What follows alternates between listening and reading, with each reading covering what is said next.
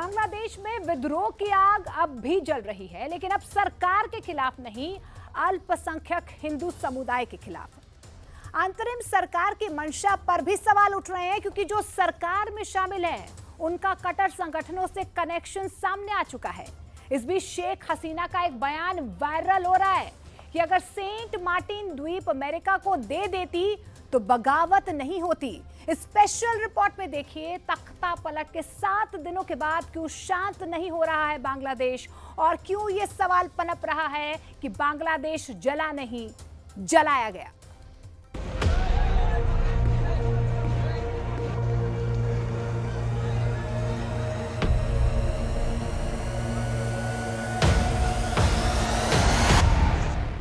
এটা প্রত্যেকটি নাগরিকের কর্তব্য তুলসী যে মাইনরিটি বা আমরা যাদেরকে মাইনরিটি বলি, সংখ্যালঘু সম্প্রদায়ের গায়ে হাত যেন না পড়ে।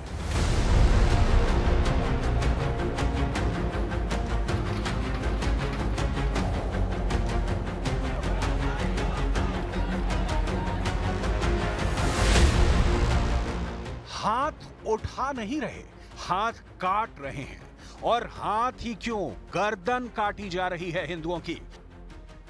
सरेआम मौत के घाट उतारे जा रहे हैं बांग्लादेश में अल्पसंख्यक हिंदू।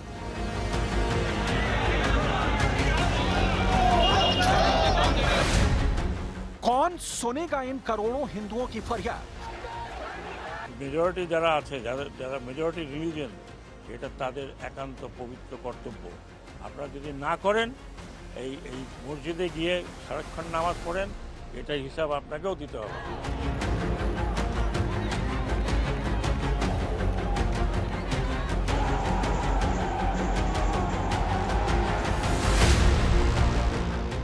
रक्षा की इस अपील में धोखा है, फरेब है, साजिश दिखती है।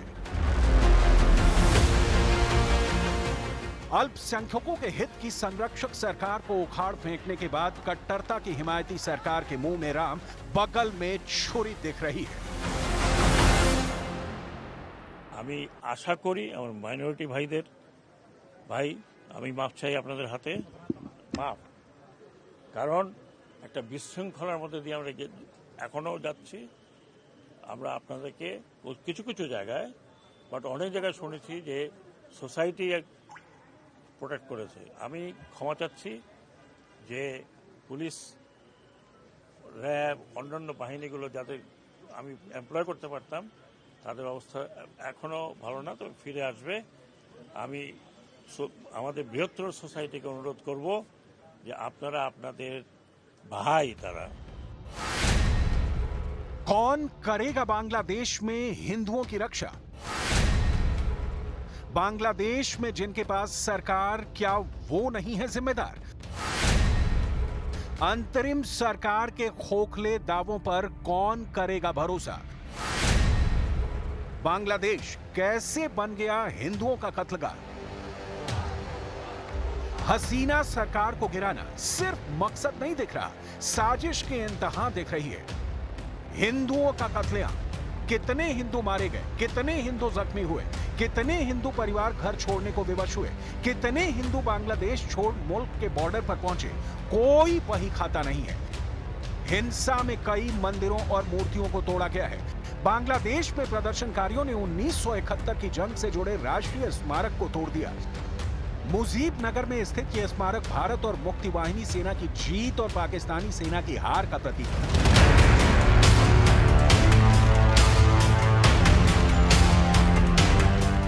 कोई हिसाब नहीं, सड़क पर बीचों बीच, घर में घुसकर, बस में, ट्रेन में, उन्माद में अंधी हो चुकी भीड़ हिंदुओं के खून से हाथ धो रही है। सत्ता में जिनकी भागीदारी है, उनके हाथ में ही हिंदुओं की हत्या का हथियार है। उदाहरण देखिए, दोनों तस्वीर अबुल फयाज खालिद हुसैन की है। ये बांग्लादेश में धार्मिक मामलों के मंत्री हैं। साथ ही ये हिफाजते इस्लाम बांग्लादेश संगठन का पोस्टर है। इसी संगठन से ये धार्मिक मामले का मंत्री जुड़ा हुआ है। इसके संगठन हिफाजते इस्लामी बांग्लादेश ने जमाते मुजाहिदीन बांग्लादेश से हाथ मिलाया है। अबुल फयाज खालिद हुसैन, जिन्हें धार्मिक मामलों की जिम्मेदारी दी गई है, उनके खिलाफ इनपुट के मुताबिक इन्हीं की सरपरस्ती में बांग्लादेश में बढ़ रहा है कट्टरवादी एजेंडा। मंत्री अबुल फैयाज हिफाज़ते इस्लाम संगठन के उपाध्यक्ष रहे हैं। इनका एजेंडा तालिबान की तर्ज पर बांग्लादेश में शरिया स्थापित करने का है। शेख हसीना को बेदखल करने के लिए जो खूनी उपद्रव हुआ, उसमें भी ये संगठन शामिल था। ये भी जानकारी निकलकर सामने आई है कि मंत्री के जरिए कट्टरपंथी संगठन हिफाज़ते इस्लाम बांग्लादेश अपने सदस्यों को जेल से छुड़ाने के फिराक में है। इतना ही नहीं, ये संगठन बांग्लादेश में जमाते इस्लामी के साथ मिलकर बांग्लिस्तान बनाने का प्लान बना चुका है। बांग्लिस्तान को इस एजेंडे ने ग्रेटर बांग्लादेश का भी नाम दिया है। तो जो है नया निजाम, उन्होंने ही कर रखा है हिंदुओं की हत्या का इंतजाम। बांग्लादेश की हालत शेख हसीना सरकार के पतन के बाद भी बिल्कुल नहीं बदली। सुप्रीम कोर्ट के चीफ जस्टिस से इस्तीफा लिया जा चुका है। सेंट्रल बैंक के चीफ पद से त्याग पत्र दे चुके हैं और मुल्क में उन्माद की आंधी बह रही है। बांग्लादेश में हिंदुओं का लहू का कतरा कतरा बह रहा है। दिखावे के लिए कैमरे पर मंत्री और संतरी अल्पसंख्यकों को बचाने के कसीदे पढ़ रहे हैं। अल्पसंख्यकों पर हमले करना जघन्य अपराध है। बांग्लादेश में रह रहे हिंदू, ईसाई और बौद्ध समुदाय के लोगों की रक्षा करना देश के युवा वर्ग का फर्ज है। छात्रों ने इस देश को बचाया है, क्या वो अल्पसंख्यकों की रक्षा नहीं कर सकते? वो भी हमारे देश के नागरिक हैं, हमें साथ मिलकर रहना होगा। शेख हसीना को देश छोड़कर भागने के लिए मजबूर करने वाले चेहरों में मोहम्मद यूनुस का नाम टॉप में शुमार है। कहा जा रहा है कि यूनुस अमेरिकी खुफिया एजेंसी CIA का ऑर्डर फॉलो करने के लिए सत्तासीन हुए हैं। इस बात की पुख्तगी इसमें दिखती है कि सरकार के हाथ खुले हुए हैं, लेकिन हिंदुओं की मौत रुक नहीं रही है। बेमौत मारे जा रहे हैं। बांग्लादेश के 64 जिलों में से 52 जिले ऐसे हैं जहां हिंदू और अल्पसंख्यकों पर सबसे भीषण हमले किए गए हैं। हिंदुओं को मारा गया, हिंदू महिलाओं के साथ गैंगरेप तक किए गए हैं और अभी भी हिंदुओं को निशाना बनाया जा रहा है। बांग्लादेश के उत्तरी ढाका, दक्षिणी ढाका, चटगांव, गोपालगंज, खुलना, सिलहट, राजशाही, मेमनसिंह, रंगपुर, बरिसाल, कुमिला, गाजीपुर और नारायणगंज में जमकर हमले हो रहे हैं। बांग्लादेश में हिंदुओं की हत्या या उन पर अत्याचार के मामले नए नहीं हैं। इसके पहले भी इस देश में हिंदुओं के खून की होली खेली गई। इसीलिए सवाल उठ रहे हैं कि जब जब बांग्लादेश में व्यवस्था का गला घोंटा जाता है, अराजकता फैलती है, उसका टारगेट हिंदू अल्पसंख्यक ही क्यों होते हैं? बांग्लादेश की आबादी 17 करोड़ है, जिसमें हिंदू करीब 7.95% यानी 1.35 करोड़ हैं। ढाका में 24 लाख, रंगपुर में 20 लाख, खुलना में 20 लाख, सिलहट में 13 लाख, चटगांव में 20 लाख, बारिसाल में 7 लाख, राजशाही में 10 लाख, मेमनसिंह में 4 लाख। बांग्लादेश में हिंदू दूसरा सबसे बड़ा धर्म है। कई रिपोर्ट्स के मुताबिक बांग्लादेश में हिंदू हसीना की पार्टी आवामी लीग के समर्थक माने जाते हैं। यही वजह है कि वो निशाने पर है। बांग्लादेश समेत पूरी दुनिया में हिंदुओं पर अत्याचार के खिलाफ प्रदर्शन हो रहे हैं। लंदन, फिनलैंड, अमेरिका, UN के दफ्तर के बाहर इन प्रदर्शनों का बांग्लादेश की अंतरिम सरकार पर असर बस इतना दिख रहा है कि हुकूमत संभालने वाले अमन अमन बोलने भर लगे हैं। जमीन पर उनकी अपील हिंदुओं की तरह बेमौत मारी जा रही है, क्योंकि मंशा हिंदुओं को बचाना नहीं दिख रहा। बांग्लादेश में हिंदुओं ने 8 मांगे रखी हैं। पहला, अल्पसंख्यकों पर हमले का स्पीड ट्रायल। दूसरा, अल्पसंख्यक सुरक्षा कानून बने। तीसरा, अल्पसंख्यक मामलों का मंत्रालय बनाया जाए। चौथा, हिंदू वेलफेयर ट्रस्ट को फाउंडेशन का दर्जा मिले। पांचवा, प्रॉपर्टी से जुड़े कानून सख्ती से लागू हों। छठा, शैक्षणिक संस्थानों में अल्पसंख्यकों के लिए प्रार्थना कक्ष हो। सातवां, संस्कृत और पाली एजुकेशन बोर्ड को मॉडर्न बनाया जाए। आठवां, दुर्गा पूजा पर 5 दिन की छुट्टी का प्रावधान हो।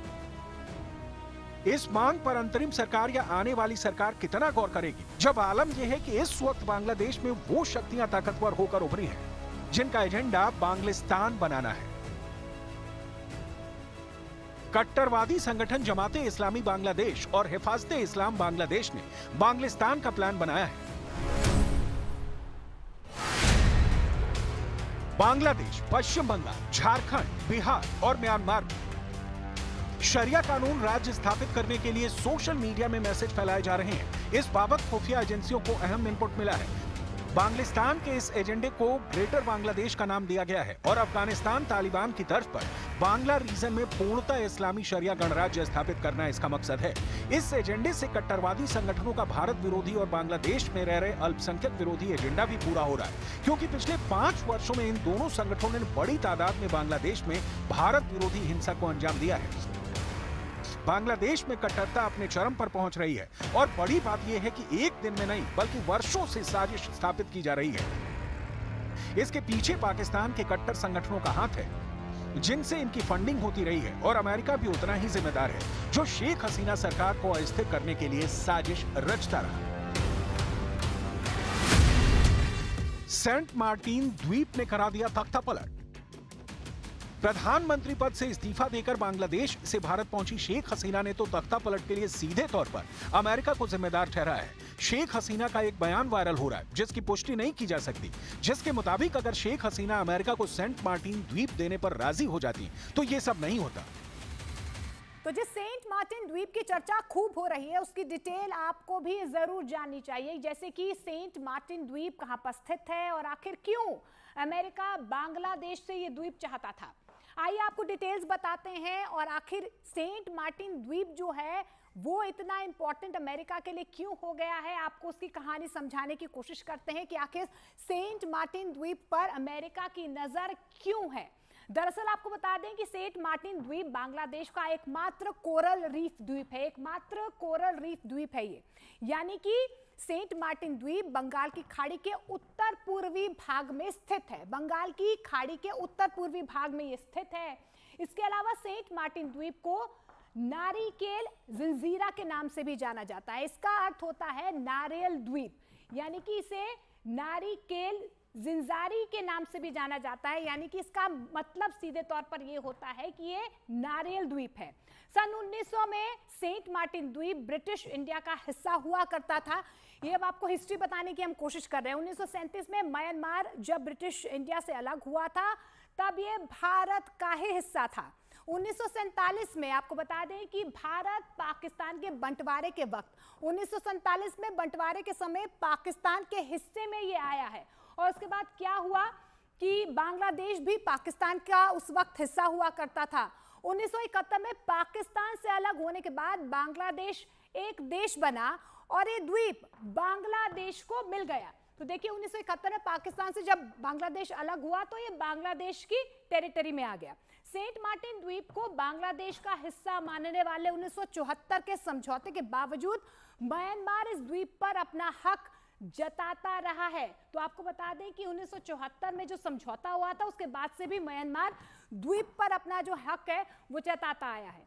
सेंट मार्टिन द्वीप दुनिया के सबसे व्यस्त समुद्री व्यापार मार्गों में से एक माना जाता है, और आपको बता दें कि ये मलक्का जल डमरू मध्य के पास स्थित है। तो देखिए ये कहां पर स्थित है, ये मलक्का जल डमरू मध्य के पास से स्थित है। इस द्वीप पर सैन्य अड्डा होने से किसी भी देश की ताकत बंगाल की खाड़ी में बढ़ जाएगी, और माना यही जा रहा है कि इस द्वीप पर अमेरिका अपनी सेना की उपस्थिति चाहता है ताकि उसका दबदबा बंगाल की खाड़ी में बढ़ जाए, और यही वजह है कि अमेरिका की नजर इस द्वीप पर है, और इसीलिए अमेरिका कहीं ना कहीं इस द्वीप पर नजरें गड़ाए हुए। जून में शेख हसीना ने दावा करते हुए कहा था कि अमेरिका इस द्वीप पर अपना अधिकार चाहता है, और ऐसा करने के लिए उसने बांग्लादेश आम चुनाव में शेख हसीना को जीत दिलाने का वादा भी किया था, लेकिन उन्होंने अमेरिका को यह द्वीप देने से मना कर दिया था। हालांकि अमेरिकी विदेश विभाग के प्रवक्ता मैथ्यू मिलर ने इस दावे को गलत बताया था। सच क्या है, इसका जवाब सिर्फ शेख हसीना या अमेरिका ही दे सकते हैं। लेकिन शेख हसीना सरकार के अंत में अमेरिकी खुफिया एजेंसी CIA का नाम आना अनहोनी नहीं।